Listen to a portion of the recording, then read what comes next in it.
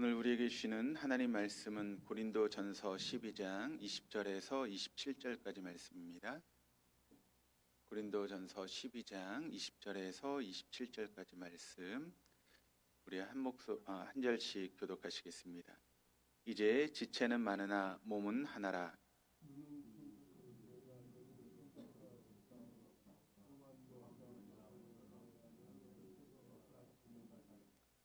그뿐 아니라 더 약하게 보이는 몸의 지체가 도리어 요긴하고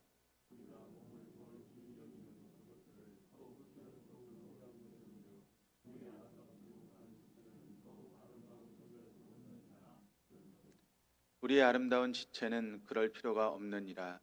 오직 하나님이 몸을 고르게 하여 부족한 지체에게 귀중함을 더하사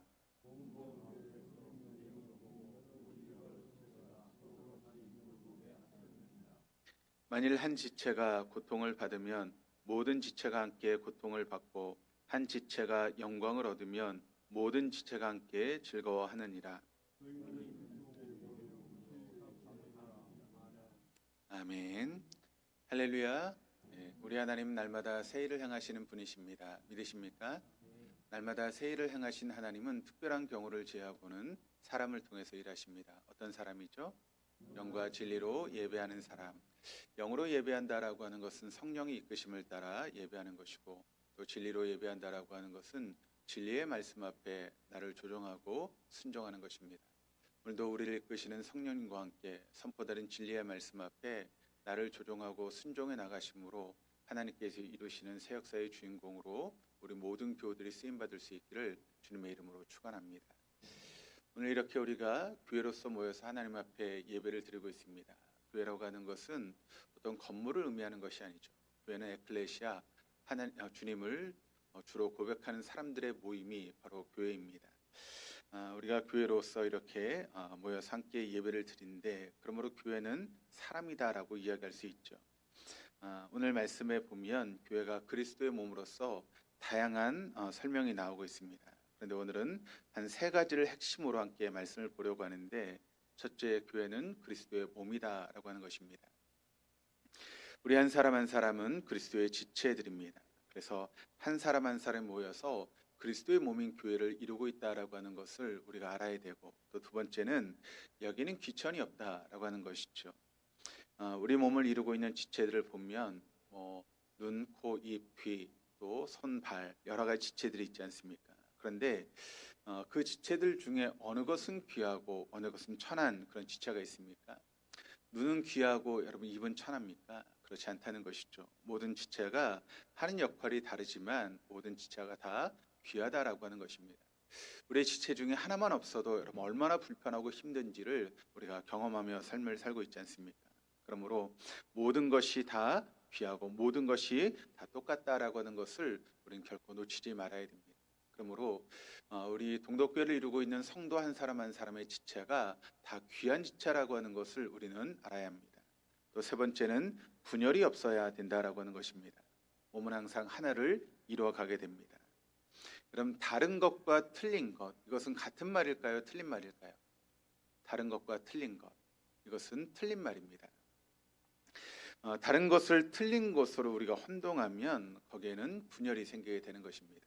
그러므로 다른 것을 다른 것으로 이해하면 그때부터 우리의 삶이 풍성해진다라고 하는 것을 여러분 잊지 마시기를 바랍니다. 우리가 다를 수 있습니다. 그런데 그 다른 것이 틀린 것은 아니다라고 하는 것을 우리는 잊지 말아야 됩니다. 교회는 그리스도의 몸입니다. 또 빈부귀천이 없습니다. 절대 분열이 되어서는 안 된다라고 하는 것을 오늘 본문의 말씀이 우리에게 증거하고 있는데, 이 말씀을 설명하기 위해서 성경에 나오는 세 사람을 함께 살펴보면서 말씀을 나누려고 합니다. 물론 성경에 위대한 인물들이 많이 나오고 있지만 오늘은 그 세 사람을 함께 말씀을 나누면서 몸된 교회를 이루어가는 것이 무엇인가를 함께 살펴보고, 또 하나님 원하시는 교회를 이루어갈 수 있는 우리 동독의 모든 교우들 다 될 수 있기를 다시 한번 주님의 이름으로 축복합니다. 오늘 함께 살펴보려고 하는 세 사람은, 첫 번째는 갈렙에 대해서 말씀을 나누려고 하고, 두 번째는 무드셀라에 대해서 말씀을 나누고, 세 번째는 모세에 대해서 함께 말씀을 살펴보려고 합니다. 첫 번째 갈렙에 대해서 함께 말씀을 나누려고 하는데, 이 갈렙의 이야기가 가장 많이 나오는 곳이 있다면 어디인가 하면 바로 여호수아에 대한 그런 말씀이 갈렙에 대해서 가장 많이 나오고 있습니다. 여호수아라고 하는 말씀을 우리가 보게 되면 총 24장으로 되어 있는 말씀인데, 1장에서 12장까지의 말씀이 전반부에 해당되는 말씀이고, 13장에서 24장까지의 말씀이 후반부에 해당되는 그런 말씀입니다.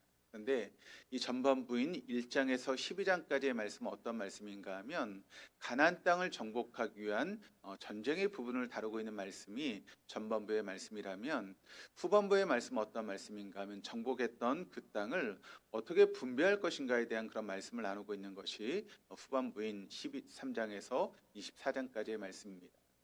우리가 본문으로 보고 있는 말씀은 14장이기 때문에 후반부의 말씀, 그러니까 땅을 분배하는 그런 부분에 대해서 말씀하고 있는데, 요지는 다음과 같습니다. 우리 14장 12절 말씀을 같이 한번 읽어보시겠습니다.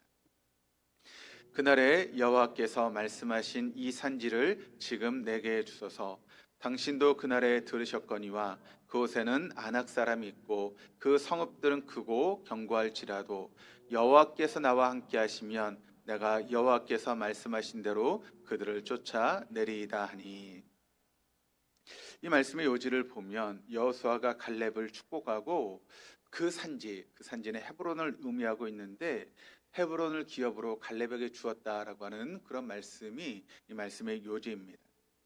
겉으로 보면 별것이 없는 내용이지만, 그런데 우리가 내용을 살펴보게 되면 여기는 아주 깊은 의미가 담겨 있다라고 하는 것을 우리가 알 수 있게 됩니다. 그러니까 이 말씀을 이해하려면 이 말씀의 배경이 되고 있는 때가 어느 때인가를 먼저 살펴볼 필요가 있는데, 여호수아는 지금 이스라엘 백성들을 이끌고 가나안 땅을 정복해 나가면서 많은 땅들을 지금 정복해 가고 있는 그런 과정 속에 있습니다. 지금까지 이스라엘 백성들이 큰 어려움이 없이 남부의 요새들을 정복했습니다. 이어서 북쪽에 있는 그런 지역들도 정복해 나가기 시작했습니다. 그런데 그 정복해 가는 그런 과정 속에서 걸렸던 시간이 어느 정도 흘렀는가 하면 무려 7년이라고 하는 그런 시간들이 이 정복 전쟁을 통해서 이제 시간이 흘러가게 된 것입니다. 어떻게 7년인가라고 하는 것을 우리가 보게 되면, 여호수아 14장 7절 말씀을 보시면 모세가 갈렙을 이제 가나안 땅의 정탐꾼으로 파견하는 그런 모습을 보게 되는데, 그때 갈렙의 나이가 몇 살이라고 소개하고 있는가 하면 40세라고 소개를 하고 있습니다. 그렇게 이제 각 지파에서 한 명씩을 뽑아서 가나안 땅을 정탐해서 이제 돌아오지 않습니까? 그런데 그 가나안 땅을 이제 정탐하고 돌아왔던 12명의 정탐 중에서 여호수아 갈렙은 긍정적인 보고를 했지만, 나머지 10명의 사람들은 부정적인 보고를 했습니다. 우리는 그들에 비하면 메뚜기와 같은 그런 존재여서 우리가 그 땅을 차지하는 것은 불가능합니다라고 하는 그런 이야기를 10명의 정탐꾼이 하게 되죠. 그런 불신앙의 그런 보고로 인해서 이스라엘 백성들이 가나안 땅에 들어가지 못하고 광야에 이제 다시 돌아가지 않습니까? 그리고 그 광야에서 38년의 시간을 그들이 이제 보내게 됩니다. 그러면 여러분, 이제 이스라엘 백성들이 가나안 땅을 정복했을 때 그때 이제 갈렙의 나이를 한번 생각해 보시길 바랍니다. 40세 가나안 땅을 정탐했고 또 38년에 그런 광야 생활을 하게 되었다면, 그 가나안 땅을 정복하기 시작했을 때 갈렙의 나이는 몇 살이 되는 것이죠? 40 더하기 38. 제가 너무 어려운 문제를 했나요? 78세가 지금 이제 가나안 땅을 정복했던 그런 시기가 되는 것이죠. 그런데 여호수아 14장 10절 말씀에 의하면 지금 갈렙의 나이가 몇 살이라고 소개하고 있는가 하면 85세가 되었다라고 이야기를 합니다. 그러면 85 빼기 78하면 몇이죠? 7이 남지 않습니까? 그러니까 이 가나안 땅의 정복에 대한 그런 전쟁의 시간이 7년의 시간이 흘렀다라고 하는 것을 우리가 알 수 있게 됩니다. 이렇게 7년의 전쟁을 해 나가면서 동서남북의 많은 땅을 정탐했지만, 그런데 여기저기 아직도 많은 그런 부분들이 남아 있었다라고 하는 것을 우리가 볼 수 있게 됩니다.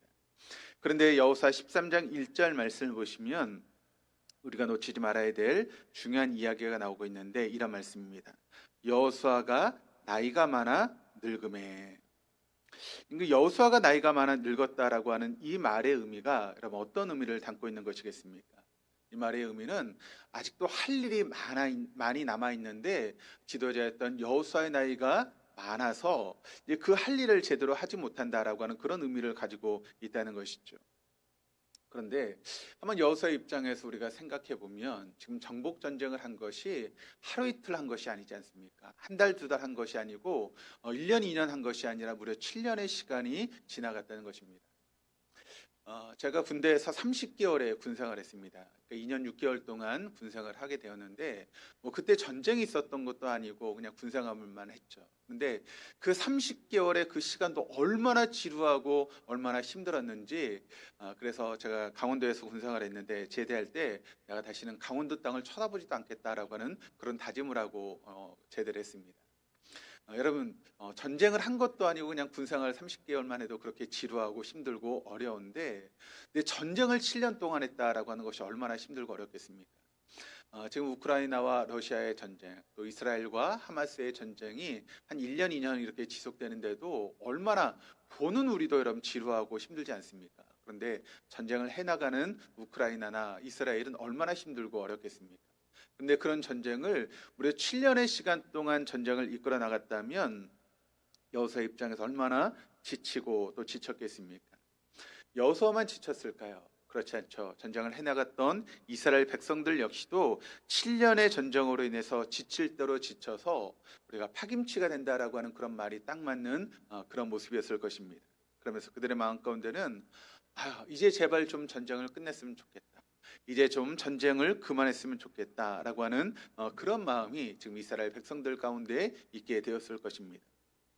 그러니까 지금 여호수아 14장의 상황은 바로 이런 상황 가운데 있었다라고 하는 것을 우리가 보게 됩니다.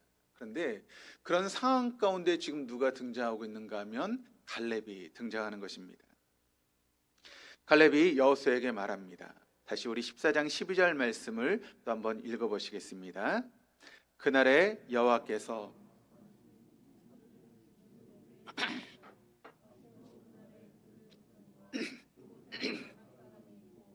그 성읍들은 크고 견고할지라도 여호와께서 나와 함께 하시면 내가 여호와께서 말씀하신 대로 그들을 쫓아내리이다 하니.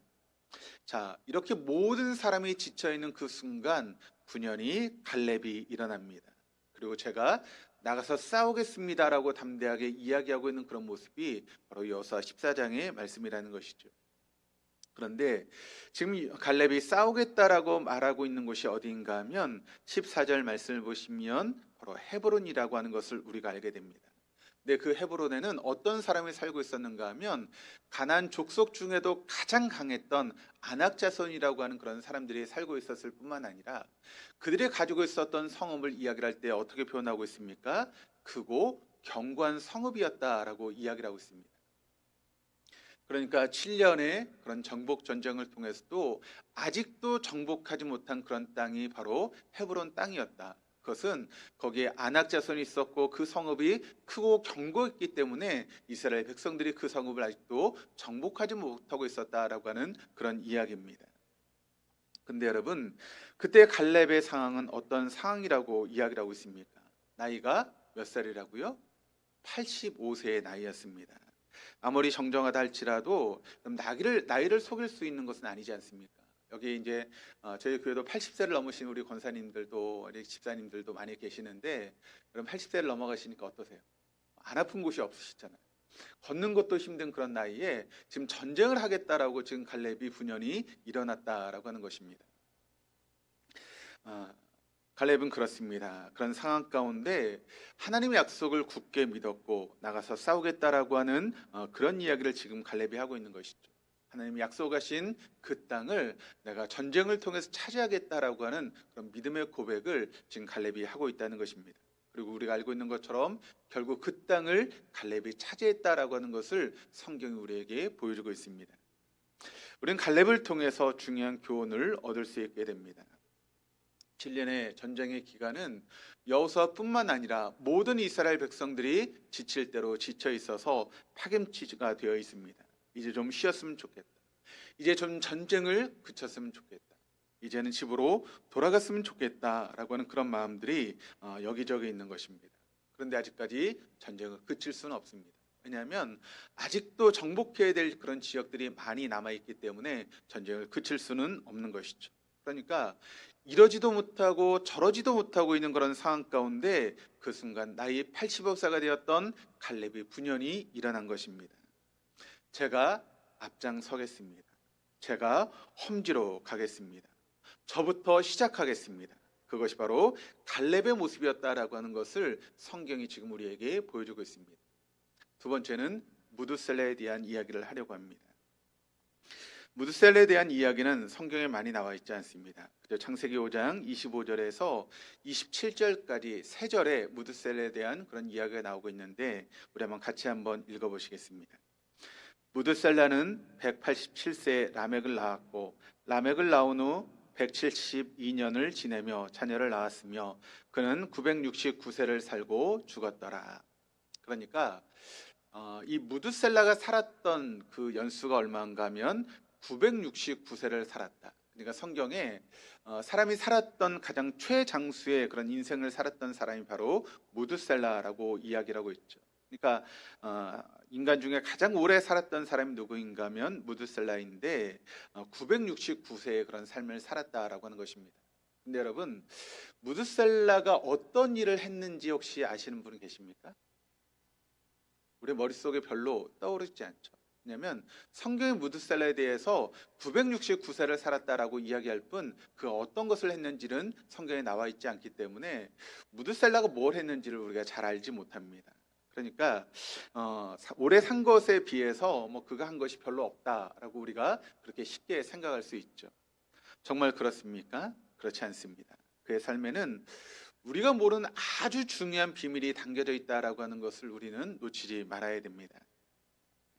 5장 25절을 다시 한번 보시면 이렇게 이야기를 합니다. 무드셀라는 187세에 라멕을 낳았고, 그러니까 무드셀라가 아들 라멕을 낳았을 때 그의 나이가 몇 세인가 하면 187세에 낳았다는 것입니다. 이어지는 28절, 29절 말씀을 보니까 또 이런 말씀이 있습니다. 라멕은 182세 아들을 낳고 그 이름을 노아라 하여 이르되 여호와께서 땅을 저주하심으로 수고롭게 일하는 우리를 이 아들이 안위하리라 하였더라. 그러니까 무드셀라가 라멕을 낳고 라멕이 노아를 낳았습니다. 그런데 무드셀라가 라멕을 낳았을 때 나이가 몇 세인가 하면 187세. 그리고 그 아들이었던 라멕이 노아를 낳았을 때 나이가 몇 살인가 하면 라멕이 182세에 노아를 낳았습니다. 그러니까 노아가 태어났을 때 무드셀라의 나이는 몇 살일까요?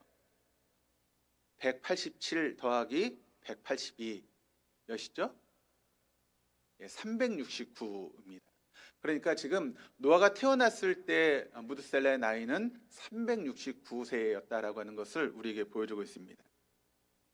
한 가지를 더 찾아보면 창세기 7장 6절이 이렇게 증거합니다. 홍수가 땅에 있을 때 노아가 600세였더라. 그러니까 지금 노아의 나이, 그러니까 홍수의 심판이 임했을 때 노아의 나이가 600세였습니다. 그러면 무드셀라의 나이는 몇 세였을까요? 또 우리 산수를 해야죠. 369 더하기 600, 그럼 몇 살입니까? 969세가 됩니다. 언제 홍수의 심판이 났죠? 무드셀라의 나이가 969세에 홍수의 심판이 임했다라고 하는 것을 알게 됩니다. 그러면 무드셀라가 몇 살을 살았다고요? 969세.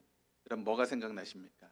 그러니까 이 무드셀라가 죽었을 때 그 나이에 어떤 일이 벌어졌습니까? 하나님의 홍수 심판이 임했다라고 하는 것을 우리가 알게 되는 것입니다. 그런데 무드셀라라고 하는 그 이름의 뜻을 우리가 보게 되면 어떤 뜻을 가지고 있는 이름인가 하면 그날이 가깝다, 또는 그가 죽으면 심판이 임한다라고 하는 그런 뜻이 무드셀라의 이름의 뜻입니다. 무드셀라가 969세를 살고 죽었습니다. 그리고 그가 죽던 해에 하나님께서 약속하셨던 그 홍수 심판이 일어났다라고 하는 것을 우리가 알게 됩니다. 무드셀라는 969세를 살았음에도 불구하고 이렇다 할 만한 그런 사건이 그의 삶 가운데 이렇게 알려지고 있지 않습니다. 그렇다고 해서 그 삶이 무의미한 삶을 살았는가라고 할 때 결코 그렇지 않다라고 하는 것을 우리가 놓치지 말아야 됩니다.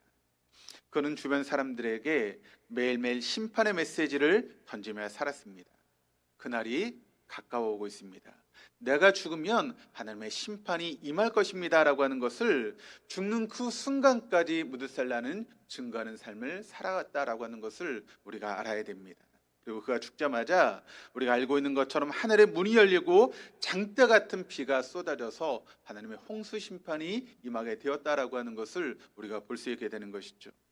바꿔 말하면 무드살라의 삶은 어떤 삶인가 하면 하나님의 심판을 붙들고 살아갔던 그런 삶이었다라고 하는 것을 우리가 알 수 있게 됩니다. 그리고 그가 죽는 순간 홍수 심판이 시작된 것이죠. 그러니까 하나님은 그에게 홍수 심판을 알리라고 하는 사명을 주셨다라고 하는 것입니다. 그는 오직 이 한 가지 사명만을 붙잡고 969세의 그런 삶을 살아갔다라고 하는 것을 우리가 알게 되죠. 그리고 그가 죽는 순간 그가 증거했던 그 말씀처럼 하나님의 홍수 심판이 임하게 되었다라고 하는 것을 우리는 알 수 있게 됩니다. 우리로 말하자면 그는 여기저기 눈을 돌리지 않았다는 것입니다. 내가 어떻게 하면 출세할 것인지, 내가 어떻게 하면 더 많은 돈을 벌 것인지, 내가 어떻게 하면 내 이름을 낼 것인지, 내가 어떻게 하면 아파트를 사야 될 것인지, 그런 세상적인 것에 눈을 돌리지 않는 삶을 살아왔던 것이 바로 무드살라의 모습이었다는 것이죠. 나그네로서 이 땅을 살면서 심판이 임할 그날을 기다리며 인생을 살았던 사람이 바로 무드살라였다는 것입니다. 내가 하나님의 심판대 앞에 언젠가 서게 될 텐데 내가 어떤 모습으로 서게 될 것인가를 항상 고민하고 그 어떤 삶을 살아왔다는 것입니다. 그래서 나뿐만 아니라 내 주변 사람들이 끊임없이 그 소식을 알리며 죽는 순간까지 그것을 증거하며 또 죽는 순간 하나님 말씀대로 홍수 심판이 임한 것입니다. 이것이 바로 무드살라의 삶이었다라고 하는 것을 우리가 기억해야 됩니다. 세 번째는 모세에 대해서 말씀을 나누려고 합니다. 모세는 120년의 드라마틱한 그런 삶을 살아왔던 그런 사람이죠. 그래서 성경의 말씀을 보시면 모세에 대한 그런 말씀이 참 많이 나와 있습니다. 근데 오늘은 모세의 죽음에 대한 그런 이야기를 여러분과 함께 나누려고 하는데 그 모세의 최후의 모습이 기록된 말씀이 신명기 34장에 잘 기록이 되어 있습니다. 우리 신명기 34장 1절로 3절의 말씀을 같이 한번 읽어보시겠습니다. 모세가 모압 평지에서 느보산에 올라가 여리고 맞은편 비스가 산꼭대기에 이르매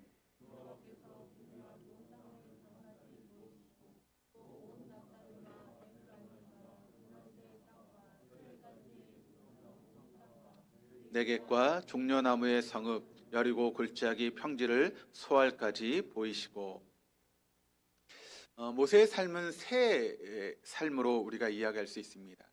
40세까지 애굽의 왕궁에서 있었던 드라마와 같은 그런 삶을 살았고 또 40년을 또 미디안 광야에서 외로운 그런 인생을 살았습니다. 그리고 또 이스라엘 백성들을 이끌고 가나안 땅까지 가는 그런 여정의 삶, 파란만장한 그런 삶을 살았습니다. 그리고 그 120년의 모든 삶을 끝마치는 그 시점에서 지금 모세와 하나님이 만나고 있는 그런 장면을 바로 신명기 34장 말씀이 보여주고 있습니다.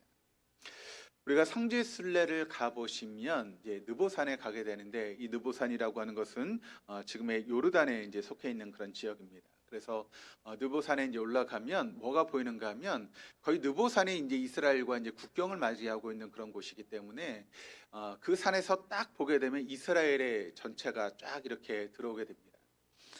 지난주에도 말씀을 드렸던 것 같은데 이스라엘은 높은 산이 별로 없습니다. 그러니까 가로막히는 것이 별로 없다 보니까 날씨가 좋은 날이면 가나안 땅, 이스라엘 땅이 전체가 이렇게 딱 이렇게 눈에 들어오는 그런 곳이 바로 느보산입니다. 이 그림에서 보시면 이제 이렇게 앞에 나와 있는 그 지역이 바로 가나안 땅, 이스라엘 백성들의 그런 땅이 보이게 되죠. 그러니까 지금 모세의 입장에서 보면 그가 그렇게 가고 싶은 이스라엘 백성들의 목적으로 삼고 있는 가나안 땅이 전경이 지금 이렇게 펼쳐져 있는 그런 상황 가운데 지금 모세가 있는 것입니다. 아마 모세의 입장에서 보면 이스라엘 백성들을 이끄는 지도자로서 한순간도 이 가나안 땅을 잊지 않고 삶을 살았을 것입니다. 그리고 그 가나안 땅을 바라보게 되었을 때 모세의 마음 가운데 어떤 마음이 들었을까요? 나도 저 가나안 땅에 들어가고 싶다라고 하는 그런 마음이 아마 모세의 마음 가운데 있었을 것입니다. 이런 모세의 심정을 모를 리 없는 하나님께서 그 느보산에서 이스라엘 가나안 땅을 다 이렇게 바라보게 하신 것입니다.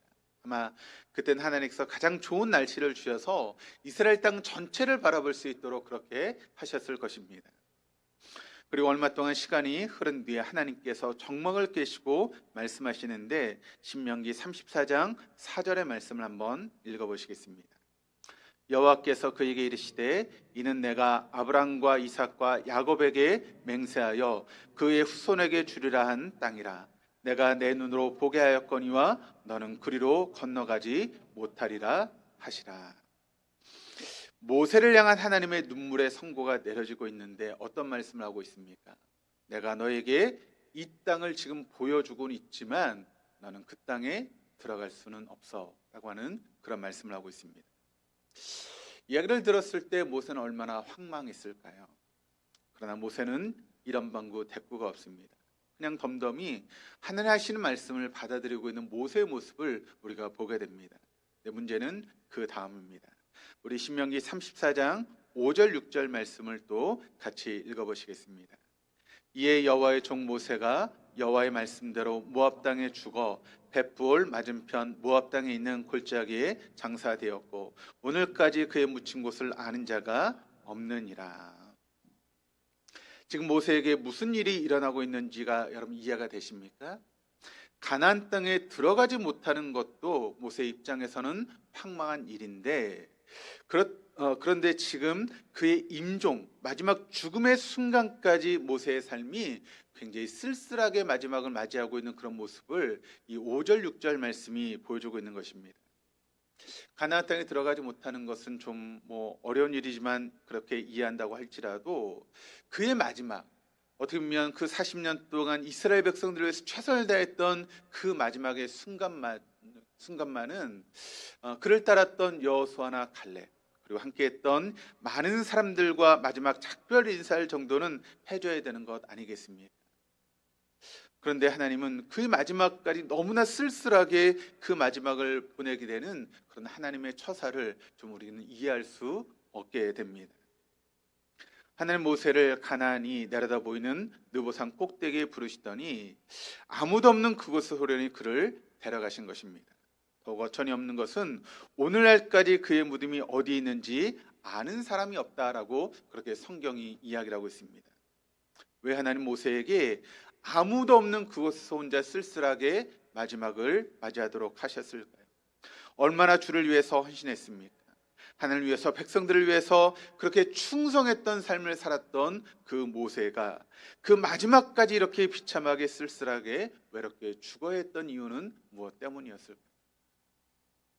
그것은 바로 모세의 역할이 거기까지였기 때문입니다. 모세의 죽음을 계기로 40년의 광야 생활에 마침표를 찍겠다는 것입니다.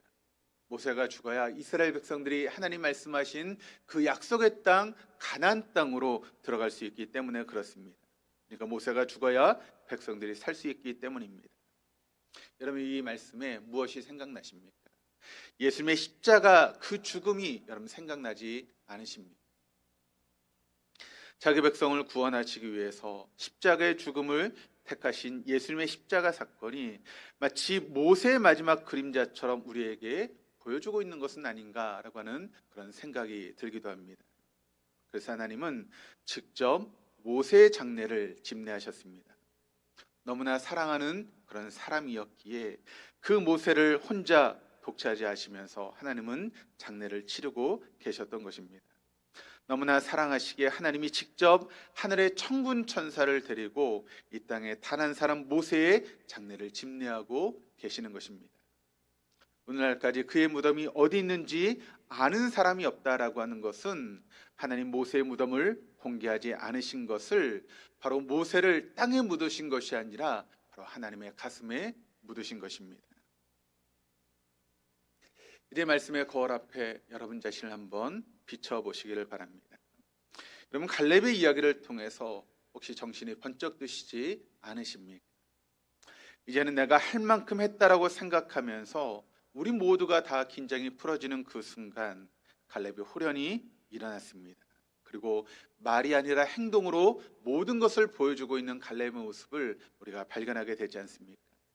아직 끝나지 않았다고, 끝날 때까지 끝난 것이 아니라고, 다시 한번 힘을 내야 된다고, 주님이 오시는 그날까지 우리는 계속 전진하며 나아가야 한다고, 범진을 마다하지 않고 담대하게 나갔던 갈렙의 모습은 우리가 많은 것을 느끼게 해줍니다.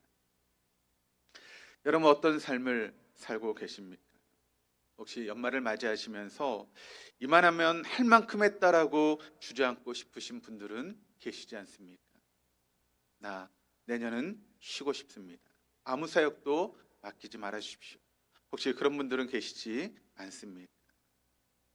아직 우리가 정복해야 될 땅이 많이 남아 있는데 끝날 때까지 끝난 것은 아닙니다.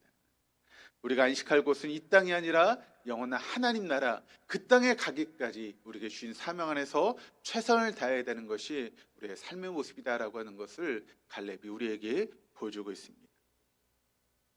이 땅에 사는 마지막 순간까지 우린 최선을 다해서 하나님께서 우리에게 맡겨주신 그 사명을 감당하는 그런 삶을 살아가야 하는 것입니다. 그래서 하나님은 오늘 이 시간에도 갈렙과 같은 사람을 애타게 찾으시고 있다라고 하는 것을 여러분 믿으시기를 바랍니다. 그렇다면 여러분은 하나님이 찾으시는 그런 삶을 살고 계십니까? 우리 동도의 모든 교우들이 갈렙과 같이 마지막 순간까지 주의 사명을 감당할 수 있는 그런 삶을 살아갈 수 있기를 주님의 이름으로 축원합니다. 두 번째, 무드살라는 우리로 하여금 사명을 붙잡고 사는 것이 무엇인가를 우리에게 보여주고 있는 그런 인생입니다. 무드살라의 삶을 우리가 보게 되면 세상의 잣대로 보면 결코 화려하지 않은 그런 삶을 살아갔던 것이 바로 무드살라였습니다. 969세에 최장수의 인생을 살았지만 그 인생 가운데 뭐 하나 내세울 수 있는 그런 일들이 아무것도 없는 그런 삶이 바로 무드살라의 삶이었다는 것이죠. 그렇다고 해서 그의 삶이 무의미한 삶을 살았다라고 하는 것은 결코 아니었다라고 하는 것을 우리가 말씀을 통해 나누었습니다.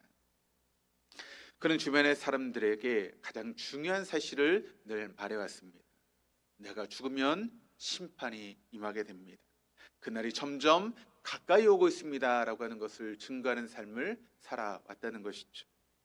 매일매일 그 메시지를 자기의 삶으로 보여주었습니다.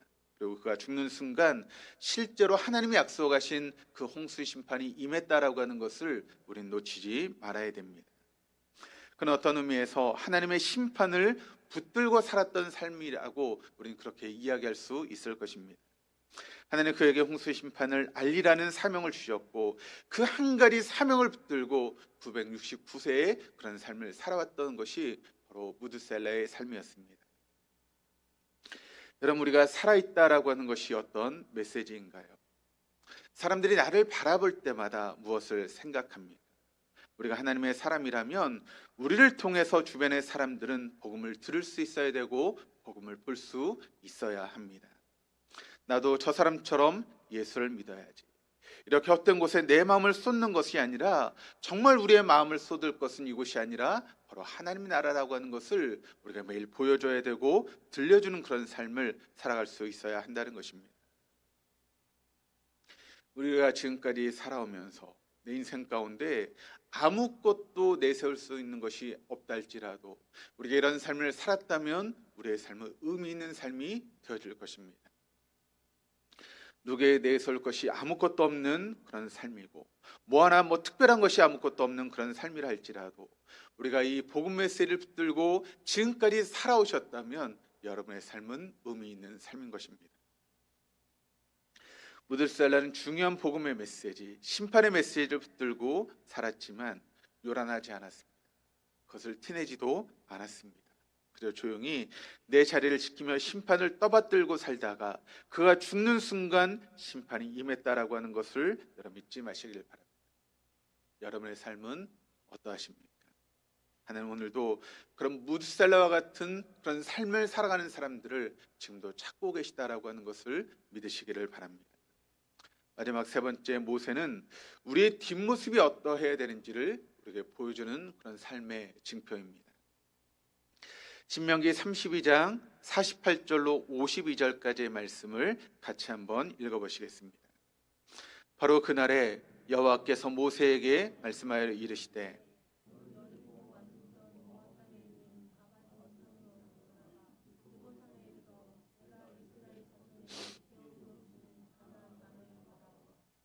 내 형 아론이 호르산에서 죽어 그의 조상에게로 돌아간 것 같이 너도 올라가는 이 산에서 죽어 내 조상에게로 돌아가리니 이는 너희가 신 광야 가데스의 무리바 물가에서 이스라엘 자손 중 내게 범죄하여 내 거룩함을 이스라엘 자손 중에서 나타내지 아니한 까닭이라.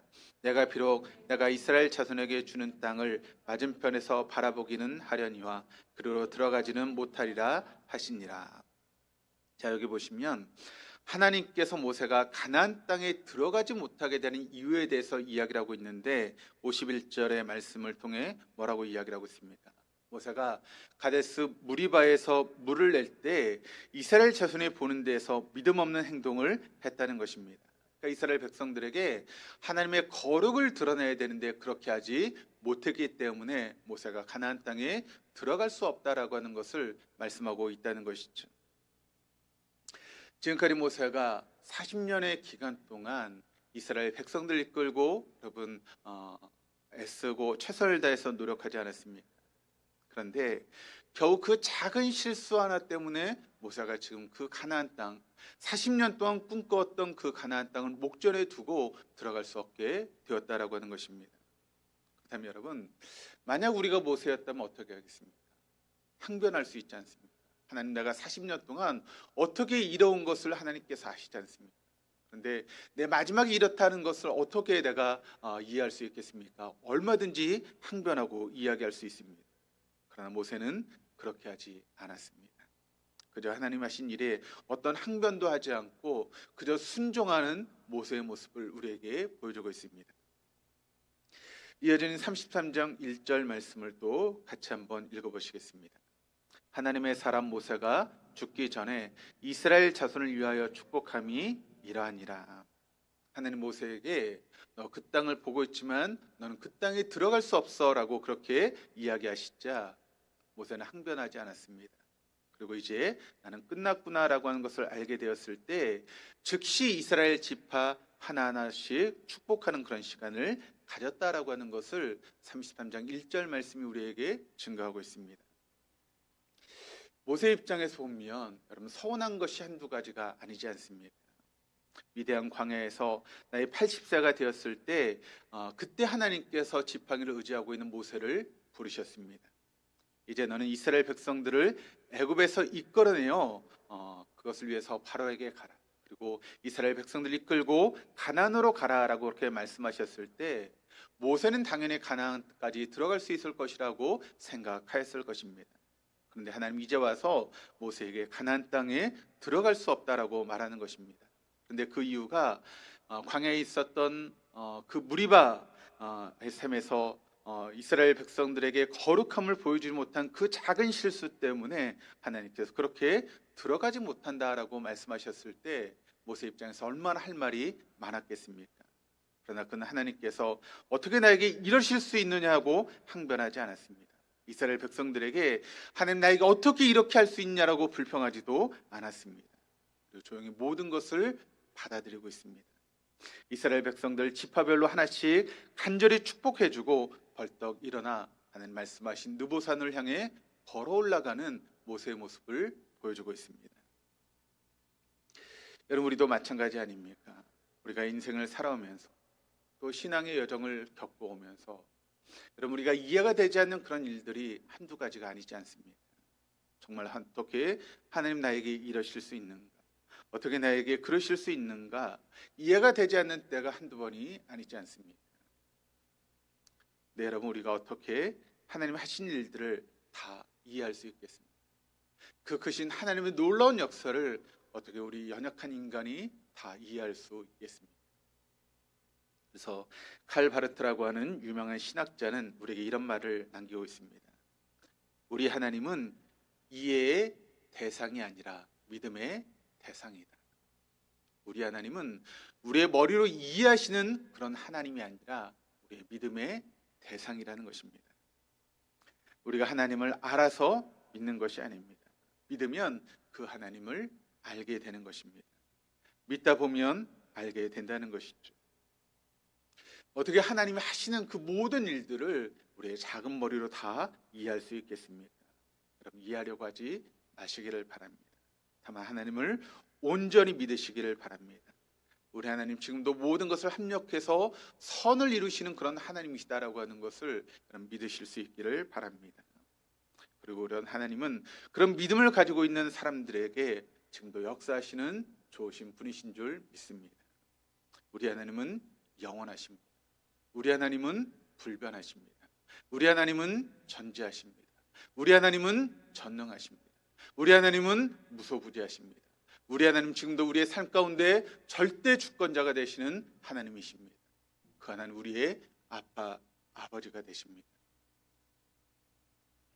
오늘 그분은 절대로 우리를 혼자 내버려 두지 않으십니다. 때로 사람들에게 오해를 받고 또 상처를 받고 시험을 당하고 왕따를 당할지라도 하나님 절대 나를 버리지 않습니다. 하나님은 절대 나를 내버려 두지 않으십니다.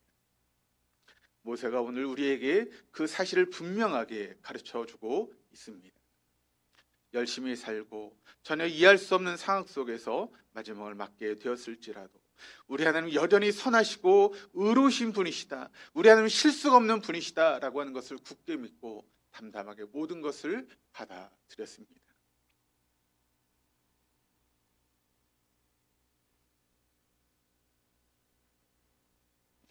그리고 하나님은 그런 모세를 땅에 묻으신 것이 아니라 하나님의 가슴에 묻으셨습니다. 하나님 오늘도 그런 사람을 찾고 계십니다. 하나님을 믿으시기를 바랍니다. 사람은 믿음의 대상이 아닙니다. 때로 사람, 정말 굴뚝같이 믿었던 그 사람들에게 우리가 발등을 찍힐 때가 얼마나 많이 있습니까? 그 순간에도 하나님은 절대 우리를 놓치지 않으십니다. 오늘도 하나님 그런 사람을 찾고 계십니다. 우리가 어떻게 그런 삶을 살아갈 수 있을까요? 비결은 오직 하나밖에 없습니다. 성령님을 초청하는 것입니다. 우리가 성령님을 초청하기만 하면 그분 우리 안에 활동하시기 시작하실 것입니다. 우리가 하여금 하나님을 기쁘시게 할 것을 소원하게 하시고 그런 삶을 살아갈 수 있도록 우리의 삶을 이끌어 가실 것입니다. 그래서 여러분, 새벽 기도가 너무나 중요합니다.